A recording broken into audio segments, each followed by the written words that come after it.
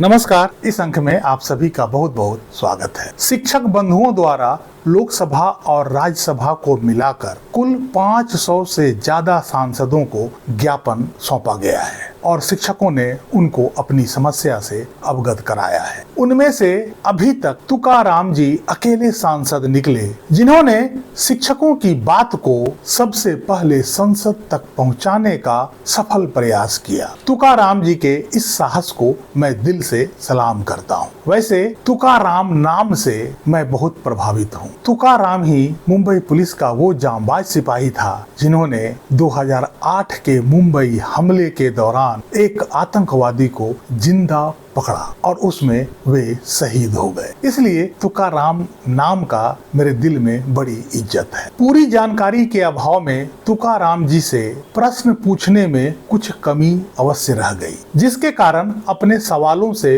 वो सरकार को घेर नहीं पाए। संसद में टेट मुद्दा उठाया जाना जरूरी है, लेकिन उससे भी जरूरी है कि किस सवाल का जवाब सरकार से मांगा जाए। सरकार से इस संबंध में क्या स्पष्टीकरण मांगा जाए। सवाल ऐसे पूछे जाने चाहिए जिससे सच्चाई बाहर निकलकर आना चाहिए। सरकार को जवाब देने में पसीने छूटने लगे। जिस प्रकार से सरकार गोलमोल जवाब देकर मुद्दों से बचना चाह रही है, उससे ऐसा लगता है कि सरकार सुप्रीम कोर्ट के समर्थन में मजबूती से खड़ी है और शिक्षकों को राहत देने की उनकी कोई योजना या मंशा नहीं है। शिक्षा मंत्री द्वारा अभी तक शिक्षकों को दिया गया सारा आश्वासन झूठा और जुमला मात्र था। कहने में यह बिल्कुल संदेह नहीं है कि शिक्षा मंत्री पूरी तरह से झूठा निकला और शिक्षकों को भ्रम में रखने की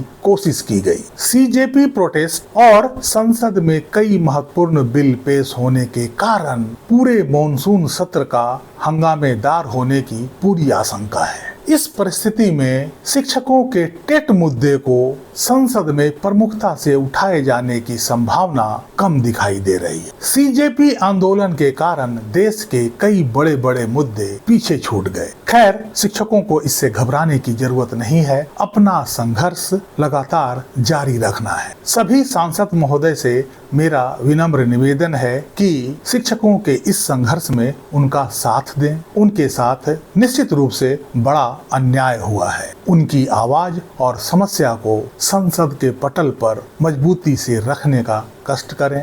हो सके तो उस पर संसद में चर्चा भी करवाई जाए। सरकार का स्पष्टीकरण लेने के लिए सवालों को सीधा और सटीक तरीके से पूछा जाए। संसद ने जो कानून बनाया है या उस कानून में जो संशोधन किया है और उस आधार पर सुप्रीम कोर्ट ने जो निर्णय दिया है, दोनों में बड़ा कंट्रोवर्सी है। दोनों में तालमेल का बड़ा अभाव है। यही कारण है कि सुप्रीम कोर्ट के निर्णय में कई सारी गलतियां स्पष्ट रूप से झलकती है। इस कंट्रोवर्सी को दूर करने के लिए सरकार को इस पर अपना स्पष्टीकरण देना आवश्यक है, चाहे वो इसका स्पष्टीकरण संसद में करे या अदालत में। सरकार से स्पष्टीकरण उस बात पर चाहिए जहां गुत्थी उलझी हुई है। सरकार इस बात पर स्पष्टीकरण दे कि क्या आरटीई एक्ट में 2017 के संशोधन का आशय टेट को भूत लक्ष्य प्रभाव से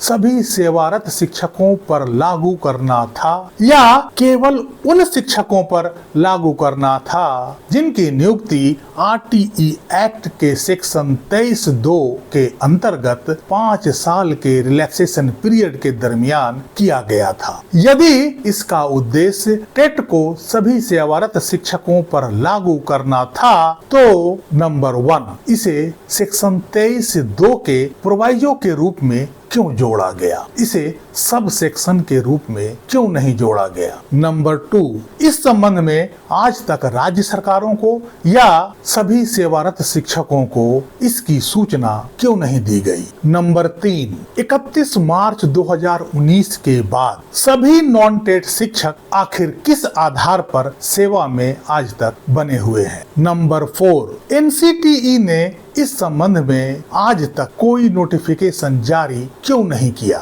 नंबर 5, NCTE ने किस आधार पर सुप्रीम कोर्ट में हलफनामा दाखिल किया जिसमें यह कहा गया कि 23 अगस्त 2010 से पहले नियुक्त शिक्षकों पर टेट अनिवार्य नहीं है? नंबर 6, आज तक NCTE ने जितने नोटिफिकेशन जारी किए हैं आखिर उसकी वैधता क्या है? और यदि 2017 के अमेंडमेंट का उद्देश्य इसे सभी सेवारत शिक्षकों पर लागू करना नहीं था तो केंद्र सरकार ने सुप्रीम कोर्ट में इस पर रिव्यू दाखिल क्यों नहीं किया? नंबर 2, आखिर इस निर्णय को सरकार कैसे ठीक करेगी और इस पर संशोधन कब लाएगी? नंबर 3, इन शिक्षकों की नौकरी बचाने के लिए आखिर सरकार के पास क्या योजना है? ये सारे प्रश्न रेलिवेंट हैं और इस पर सरकार का स्पष्टीकरण चाहिए, तब जाकर गुत्थी सुलझ पाएगी और इस समस्या का समाधान निकालने के लिए कोई रास्ता निकल पाएगा। मैं सभी शिक्षक बंधुओं से आग्रह करना चाहूंगा कि जहां भी आप सांसद महोदय को अपना ज्ञापन सौंपने जाते हैं उन्हें इस प्रकार के प्रश्नावली का प्रिंट कॉपी भी साथ में दे दें ताकि इन्हीं सब प्रश्नों का जवाब सरकार से मांगा जाए, क्योंकि अप्रासंगिक बातों पर जवाब लेकर उसका कोई फायदा नहीं होने वाला है। इसलिए सरकार से सीधा प्रश्न किया जाए और 2 टूक जवाब मांगा जाए। इस अंक में यहीं तक। कैसी लगी जानकारी कमेंट करके जरूर बताइएगा। वीडियो को लाइक कीजिएगा, चैनल को सब्सक्राइब कीजिएगा। मिलते हैं अगले अंक में, तब तक के लिए जय हिंद, वंदे मातरम।